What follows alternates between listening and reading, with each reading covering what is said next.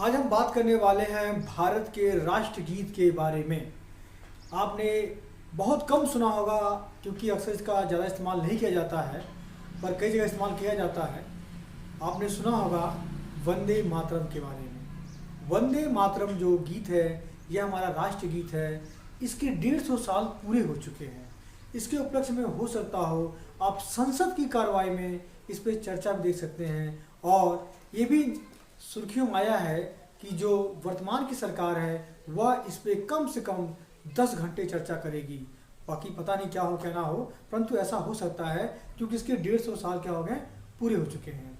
तो जो वंदे मातरम गीत है वह बहुत ही कम आता है बच्चों को, क्योंकि आप जानते हैं कि हम इसकी जगह राष्ट्रगान करते हैं, जन गण मन। यह बचपन से हमको सिखाया जाता है, और ये राष्ट्र जो गीत है यह बहुत ही कम सिखाया जाता है। यही वजह है कि बहुत से लोगों को इसके बारे में पता नहीं है, और अगर पता भी है तो उनको आता नहीं है। क्यों? क्योंकि उनको पहले शुरू से सिखाया नहीं गया है। अगर सिखाया जाता तो शायद उनको ये भी याद होता। बहुत से लोगों को यह गीत जो है याद भी है। तो चलिए चलते हैं, थोड़ा सा हम इसके इतिहास के बारे में जानते हैं कि आखिर इसका इतिहास क्या था, किसने लिखा था, और ये कब हमारा राष्ट्रगीत बन गया, और किसने इसको शामिल किया, और इसकी क्या क्या खासियत थी, और अंग्रेजी हुकूमत पर इसका क्या प्रभाव पड़ा।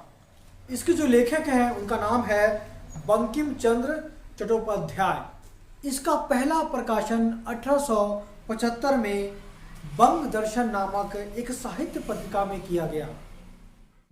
फिर इसको 1882 में उपन्यास आनंद मठ में शामिल किया गया, जो बंकिम चंद्र चटर्जी द्वारा ही रचित है। यह था लेखन और इसका प्रकाशन। अब जानते हैं कि स्वतंत्रता संग्राम में इसकी क्या भूमिका थी। 1896 में कलकत्ता कांग्रेस के अधिवेशन में रविंद्रनाथ टैगोर ने इसको पहली बार एक गीत के रूप में गाया था, और सभी जो देशवासियों को इसके बारे में पता चला था। फिर 1905 के बंगाल विभाजन के विरोध में स्वदेशी आंदोलन के दौरान यह गीत गाया गया था, और एक नारा दिया गया था वंदे मातरम का। इसके बाद में जो ब्रिटिश सरकार थी उसने इसको प्रतिबंध करने की कोशिश भी की थी, परंतु जितना उसने इसको प्रतिबंध करना चाहा यह उतना ही फैलता गया, और धीरे धीरे देशवासियों में राष्ट्रहित की भावना पैदा करने में इसने महत्वपूर्ण भूमिका निभाई। 1907 में मैडम बीकाम जी कामा ने स्टटगार्ट जर्मनी में एक झंडा फहराया था, और उस पर लिखा था वंदे मातरम। तो सन 1950 में संविधान सभा ने सर्वसम्मति से इसको राष्ट्रगीत के रूप में स्वीकार किया, और इसको जो जन गण मन है, जो हमारा राष्ट्रगान है, उसके बराबर दर्जा दिया गया। तो ये था वंदे मातरम राष्ट्रगान का इतिहास। परंतु दुख की बात यह है कि सर्वाधिक भारतीय इसके बारे में जानते नहीं हैं। सभी लोग जन गण मन को जानते हैं, वंदे मातरम को बहुत कम लोग जानते हैं।